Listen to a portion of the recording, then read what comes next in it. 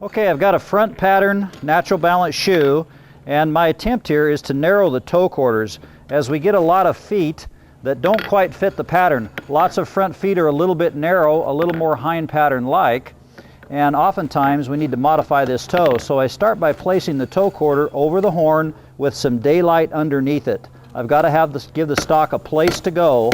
I'm holding it in this toe quarter. The opposite toe quarter is on top of the anvil, and it's just some flat blows, and as long as I have daylight between the stock and the anvil, my steel has a place to go. And I can make a hind pattern out of this if I wish. Well, that's not always my attempt. I just use a hind pattern shoe, but often the need for a particular horse is to have something somewhere in between a hind pattern and a front pattern, and that's a real efficient way to narrow up that toe. Now I'll just do the other side while I've got some heat. Same thing other side. Hold it in this toe quarter. I'm straightening the opposite toe quarter. Daylight underneath the steel. And if I need to carry that straightness down the branch a bit, I leave my hammer on top and I simply drop my hand. Like so.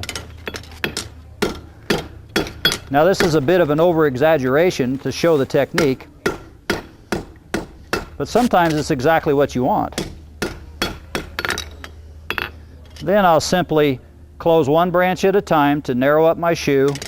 I will hold it in this toe quarter, set it up on the opposite toe quarter, strike down on the branch, and then I'll change sides. Hold in this toe quarter, set it up on the opposite toe quarter, strike down on the branch. If I do the same thing to each branch, my shoe will close symmetrically.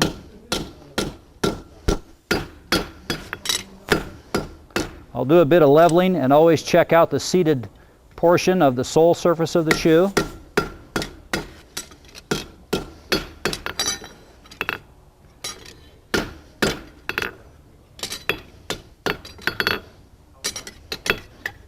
And while this shoe may be for a right front, it's a hind pattern looking right front. Oftentimes that's what we need. Now here's a hind pattern natural balance shoe. Notice the similarities. It's a good way to split hairs because often perhaps we'll want a different style of toe on this foot than the hind pattern can offer. Okay, now we'll take a hind pattern natural balance shoe and we're going to broaden the toe just a bit so we can make a subtle change, make it a little bit more front pattern like on the horse that has either a broad hind pattern, or perhaps we'll be inclined to use a hind pattern shoe on a front pattern foot. And that's simply giving yourself some daylight out on the horn and just striking down on the center of the toe. Meanwhile, I have a little pressure with my tongs back toward the base of the horn, and where I want the shoe to open is subtly here in the toe quarters. Once I run out of daylight, when my inside of my toe meets the anvil, I have to stop hitting it there or I'll simply crush that. Now I'll straighten each branch a bit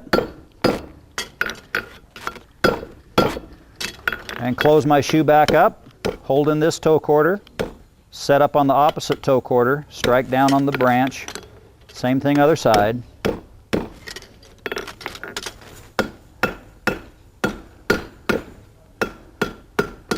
Check my inside of my web for sole relief. And there's more of a front pattern look to the hind pattern shoe. Pretty simple mechanics. One of the needs to re-examine our shoe shaping on these keg shoes is because of the advancement of the different types of shoes we have. We've had front and hind patterns for a while.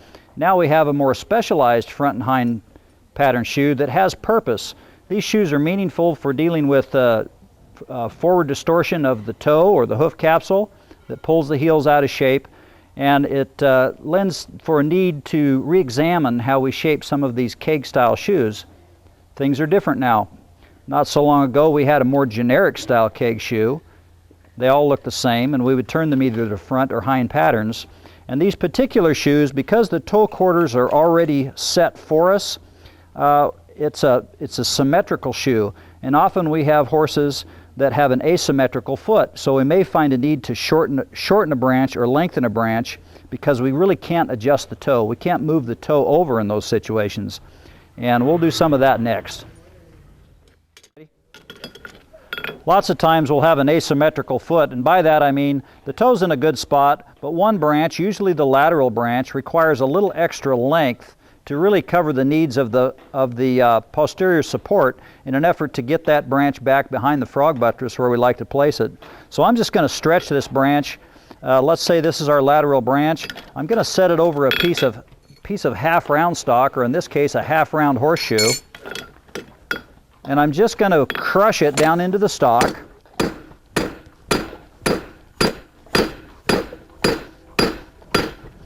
And as I do that, I want you to notice that my stock got wider here as I crushed it. Now I'm simply going to take this stock to the horn and I'm going to put it back in to the original width.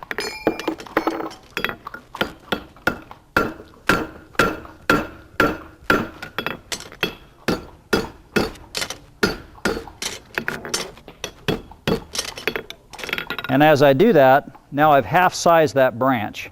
I've given it just a little bit more length.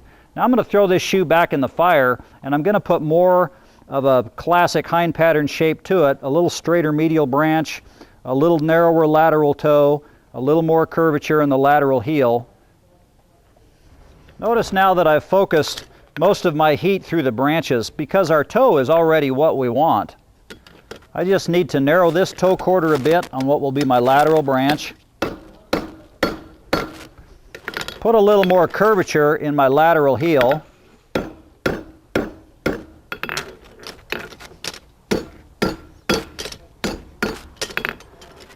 And then straighten my medial branch.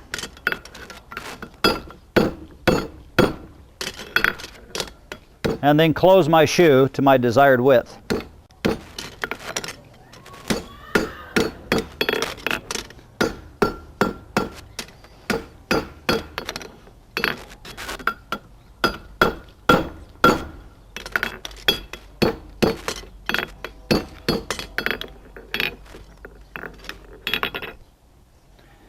Now we have a real definite right hind pattern, and while this isn't the prettiest shape in the world, perhaps you might think, a lot of feet that we address that have suffered from significant distortion of the toe, the back of the foot has been pulled out of shape, and this is an important fit to be able to accommodate when you start.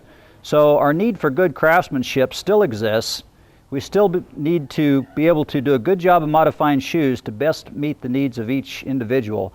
As we continue to shoe this horse, we hope we would have a more symmetrical looking shape 1 or 2 shoeings down the road. Thanks for watching today. That's all the time we have, and we'll see you on the next episode. We'd like to extend a special thanks to Mark and Karen Plumley for their assistance on these past few shows. Mission Farrier School is the first in the world to teach natural balance principles combined with traditional craftsmanship and the increasingly improved technology available in the farrier industry today. Advanced courses in therapeutic shoeing, horsemanship, and certification preparation are also available. Our instructor Mark Plumley has taught natural balance principles for over 10 years and has been instrumental in the evolution of natural balance methods. Mission Farrier School, simply the best farrier education available. For more information, visit our website at missionfarrierschool.com.